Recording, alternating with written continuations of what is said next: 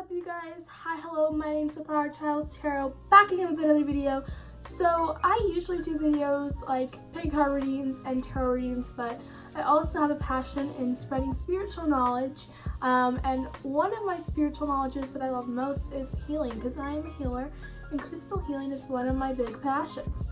But my other big passion is my animals. I love all my animals. I have 7 parrots, 5 chickens, 10 horses, 2 guinea pigs, and 3 dogs. So I love animals, obviously, and animals are a huge role in my life, and my animals are like my babies. Like, I love them so much. Also, why does my hair look gray right now? I'm only 13. This should not be going on in my hair right now. Anyway, in today's video, we'll be focusing on 2 topics I'm very passionate about, which is crystal healing on animals. Now, this was actually suggested by one of my good friends that has been supporting me since day one, actually, on my very old ancient channel all about pet care, which is no longer going, but it helped me find my passions, and it helped me find how to really do YouTube. But that's not the point. He's been supporting me since that channel, and his name is The Obsidian Tarot, and he does all kinds of great tarot readings, so go check him out on Instagram. I will link his channel down below. But we'll be focusing on crystal healing, so without further ado, let's go ahead and see how to crystal heal for animals. Alright, so this is not exclusive to any types of animals. This can be for reptiles, birds, dogs, cats, guinea pigs, small rodents, horses, whatever it is. These are all they're not exclusive to any kind of animals. Obviously, you really can't do crystal healing on fish. I mean, you could try, but I don't really know much about fish. So if you were curious to crystal healing on fish, then I'm sure there's someone out there who wrote an article about it, and you can go check that out. But I don't know about crystal healing on fish, because I've owned a fish once in my life, and I did not know how to properly care for it, and I ended up accidentally killing it after 2 years of owning it, because I had bait and I was keeping it in a bowl. It was just not a good deal. So, with no filter or heater, so obviously that was an awful thing on my part, but I was only like 7 when I had it, so you know. Anyway, let's go ahead and get into the video, and let's go ahead and start off with the energy fields of a animal. So one thing to know about animals is animals actually have an extra chakra. This is the bronchial chakra, I believe that's how you call it. It is actually a black chakra. But I'm gonna go ahead and pull out my handy dandy notebook, and let's go ahead and crack into what some of these notes say. So I'm going to go through an order of what chakras there are, but I'm going to make a little disclaimer for this video. I obviously am a big advocate for all types of crystal healing. If you're going through a medical condition, if your animal is sick or through a medical condition, do seek medical attention. Crystals will not heal everything. They're a good aid to the medications your animals are on, but if your animal has any health conditions or illnesses or is sick, please seek proper health care and don't try to fix it with crystals and essential oils. I'm someone who's very much cannot stress enough. If you're a human, whatever you are, like, seek medical help, you know, get your vaccines, all that stuff. I'm someone, as a hippie, does believe in proper health care, and same goes for animals. So if your animal needs vet care, if they are sick, if they have an illness, please seek proper vet care immediately, and don't try to heal with crystals. So that's one thing I can say first. But let's go ahead and get into the chakras. So just like on a human, the first chakra is the root chakra, which has a beautiful red color, and this chakra is for survival and grounding. So signs of imbalance are fear, greediness, weight gain or loss, and sluggish behavior. Some stones that correlate with this chakra are hematite, garnet, and red jasper. Our second chakra is the sacral chakra, just like on humans, and this is for sexuality and emotion. And it's often associated with loss. So if an animal has loss, it is stored in the sacral chakra, and this is the second chakra on the animal, and it is a beautiful orange color. So now this chakra is for Signs of imbalance are over emotional, excessive lining and boundary issues. Some stones for the chakra are carnelian, coral, and orange calcite. And some third chakra is the solar plexus, which is where personal sense/power. It is the third chakra, and it is yellow, just like on a human. Signs of imbalance are dejected, withdrawn, aggressive, and depressed. And some stones are citrine, tiger's eye, amber, and emerald topaz. So, next we have our heart chakra, which is very prominent in an animal's chakra system. It is for relationships. It is the fourth chakra. Signs of imbalance are sadness, emotional, grief, overly passive, unwilling to interact with other animals, jealous, nervous. And some stones are rose quartz, emerald, pink tourmaline, and jade. And it is a beautiful, you name it, green color. And our fifth chakra on our animals are a throat chakra, which is communication. And signs of imbalance are uncommunicative or excessively noisy, doesn't listen to commands. So if your animal doesn't listen to commands, that could be a sign of imbalance. Some stones are blue topaz, blue lace topaz, and blue topaz. Blue quartz, blue lace agate, and blue topaz. Sorry, I got a little messed up in my words. So our sixth chakra is the third eye chakra, which is a self-acceptance chakra.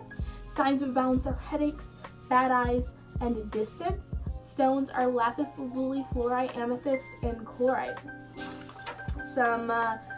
Our next chakra, which is our seventh chakra, is connection to spirit, aka the crown chakra. And signs of imbalance are depression and withdrawn behavior. Some stones that correlate with this are clear quartz, azurite, and tanzanite, I believe, and diamond. And last but not least, our eighth chakra is our brachial chakra, which is an animal and human connection chakra. Signs of imbalance are reluctance to touch and refusal to connect. And some ones that correlate with this, some stones that correlate with this are black tourmaline and diamond. And minor chakras, just like us humans have palm chakras and all kinds of stuff. They have chakras on usually the pads of their paws or hooves or legs. So they have chakras in those, and usually it's the bridge of the nose below the eyes, and they are called buzz chakras on animals. So I'm going to go ahead and talk a little bit about the energy field and what are some common auras in animals that I know of. Just like humans, they have actually 8 layers, not like humans. We have 7 layers for each chakra, and they have 7 layers. They have 8 layers to their chakra because they have an extra chakra, so they have 7 layers of their aura. So their first layer will correlate with their root chakra, so that is about their connection to the earth, their survival instincts, and their will and their passions. Their second layer will correlate with their second chakra, which is the sacral chakra. This will correlate with their emotions and their behavior and how they deal with loss. Their third layer to their aura correlates with their third chakra, which is the solar plexus chakra, which will correlate with their confidence, their self-worth, and their powerful energy. Their fourth layer to their aura will correlate with their fourth chakra, which is the heart chakra, and that will deal with their love and their emotions. And then going up, their next layer to their chakra, the fifth layer of the chakra, will correlate with the fifth chakra, which is the throat chakra, which will deal with how they communicate. And then up to their next layer of the chakra, which will be their third eye chakra, will deal with their intuition and their self-worth as well, and all that kind of good stuff. And then their seventh layer of their chakra, of their aura, will correlate with their seventh chakra, the crown chakra, which is their connection to spirit. So things like that, and if they're withdrawn or depressed, that could be a bad regard to that chakra. And then their brachial chakra, their eighth layer to their chakra, to their aura, is their brachial chakra, or their eighth chakra, which is how they connect with humans. So those are the 7 layers of their chakras, and basically what the meanings, aura, and what chakras they correlate with, and all that good stuff. So overall, sometimes these energies, you tend to have an overwhelming energy. So depending on the dominant, just as if in humans, their dominant layer of their chakra will overwhelm the rest, of their aura will overwhelm the rest of their energy fields, or the aura. So if for instance, I have a dominant third eye and heart chakra, so the colors that my third eye chakra and my heart chakra radiate will therefore what I'm trying to say, overpower the rest of the layers to my aura. So my aura is white, blue, and purple, as well as green. So those are my colors to my aura. So those dominant chakras are shining through and overwhelming the other 3 layers to my aura. So just like that, usually in most animals, they have open heart chakras, and they have open root chakras in most animals. So you'll see in wild animals, their dominant chakra will be their root chakra, which is their connection to wildness, and they'll often have, they'll have a beautiful earthy brown aura, whereas a tamed pet, or what I'm trying to say, what's the right word? I'm trying to forget. But a pet that's kept like a dog is going to have more of like a very earthy green aura, or a pink aura. So those are some signs of balance. Now with a very feral animal, they'll usually have a bright red aura, which is the aura of defense, or even a black aura. Now this is very, very, very much misunderstood about colors of auras, is that black auras are evil. No, that does not mean what black auras are. That is usually an aura of protection around the animal. So when an animal feels threatened, you'll often see their aura turn from a beautiful green or a beautiful pink into a black aura when they feel threatened. And yeah, so those are some things that you need to know about the aura, the chakras. So if you want to do crystal healings on your pet's chakras, the chakras are located in different places depending on the pet. So you can simply Google chakra chart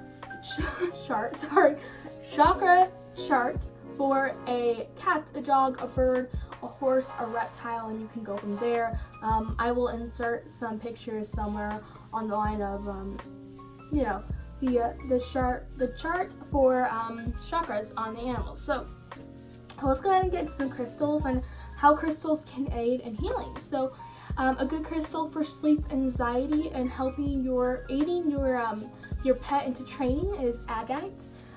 Past life issues, physical healing, calming, and energizing is for amber. So if you have a pet who's very high energy, this stone will actually calm them. If you have a pet who's very lazy and sluggish, this will actually energize them. So amber is great for that. Amethyst is an all-around healer. It helps lazy pets and helps calm nerves. So if your pet has anxiety or is a bit of a couch potato, this is really good for them.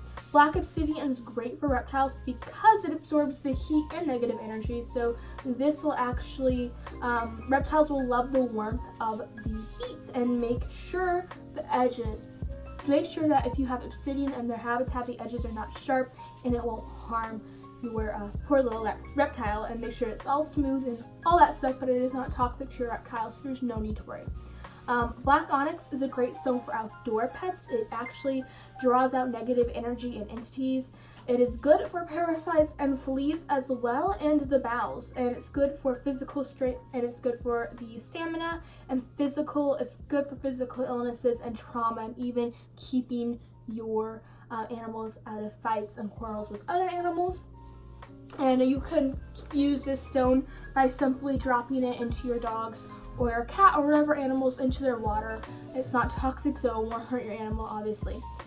Next really good stone for overall support of good health and balancing chakras and getting rid of negative energy is bloodstone. Bloodstone's really good for all those things I just listed. Blue calcite's really good for helping your pets recovering from surgery, as well as helping pets adapt to new homes. It soothes nerves, it relieves anxiety, and it helps your pet with sleep.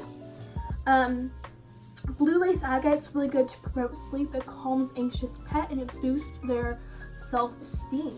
Calcite's good for, it benefits the skeletal system. So if your pet is facing things with the skeletal system, maybe like an injured, maybe like a broken bone, or any kind of things that are dealing with the benefits of, the skeletal system, this could really help aid to heal that.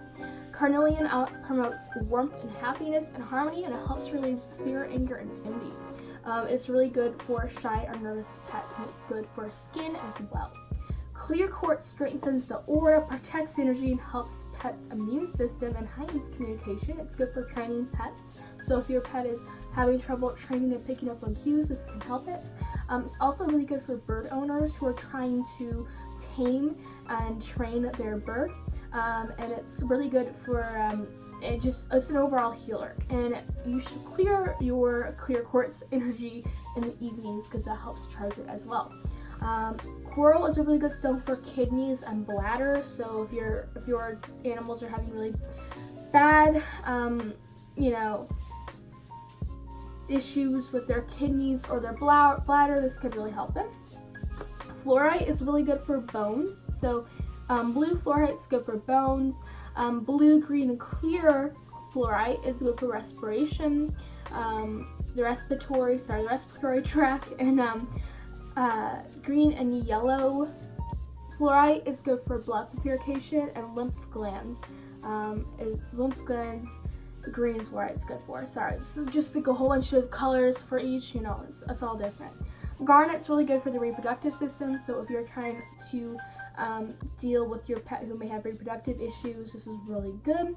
Green moss agate has a really strong, powerful earth energy, so it's really good for relaxing and grounding your pet. Hematite is good for the muscular system.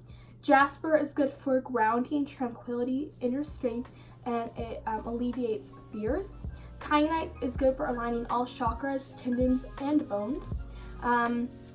Malachite is only for external use. It contains very, very high amounts of copper, which can cause fatal blood poisoning. So the little piece, just a teeny bit of piece of malachite can kill your pet and poison its blood. So this is only for external uses. Now, with all these things, I do not recommend actually feeding your pet these stones. It could potentially hurt them. So crystals are not good for internal use of any kind. Humans shouldn't ingest it. Animals should not ingest this either.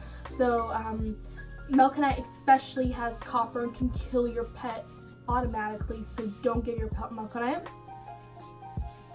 It's good for heart problems, malachite is good for heart problems and liver detoxification. And then rose quartz is good for injuries, wounds, and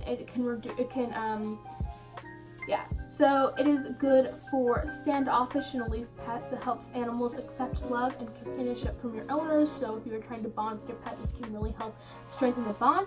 And it's really good for rescue animals, injured animals, or sick animals, and it helps introduce so this will take the hostility out of an area if you're trying to introduce a baby or a new pet into the family. This will help it. Smoky quartz is good for the nervous system and swellings. It's great for fights with other pets and aggression. So if you're finding that your pet is being aggressive towards other animals and getting in quarrels quite often, this will help it. Sodalite's good for calming and nervousness, and it is good for travel. It will calm your pet during travel, so they'll quite often go with sleep when you're traveling if you have sodalite in the cage. Sugilite is good for death and dying. So if your animal is sadly passing away, this will ease the pain while your animal passes away. So if you have a very, very, very sad option and you have to euthanize your pet, or your pet's sick and passing away, this will ease the pain of the death, and actually it will help them just calm down and just relax automatically, so their death isn't as painful or stressing. And it's really good for pets that may be passing away because it reduces stress and it just makes them calm and happy, and so it's really good for that. Turquoise, last but not least, is an overall healer. It's great for all pets, everything. So you can charge this crystal with any kind of attention. It can help it. Just like clear quartz is really good. You can charge it with any attention and it will help it. And it is a very protective, turquoise is a very protective stone as well. So those are the crystals that I just kind of jotted down automatically off my head. So yeah, this is really good crystals that will help you. Overall crystals that are really good. So those are like the top 20, 15-ish. I don't know how many, I didn't count. Healing crystals. So yeah, so if you guys enjoyed the video and you want to see more of me and you want to go check out the rest of my channel and all my pick a card readings and other spiritual topic and related videos, then be sure to subscribe down below, as well as comment, like, and share as well. I can't believe you guys. I love you guys so much, and join my beautiful flower fam. Here we accept everyone no matter what, and we all that love, light, and kindness, and we love everyone despite of our differences, and you're just basically watching me, and we're all here together as one family, just supporting each other through our spiritual journeys. So be sure to subscribe down below, as well as comment. I love you guys so much. Thank you for tuning in, and I hope this will actually help your pets heal. Thank you guys so much for tuning in. I love you guys so much. Bye guys.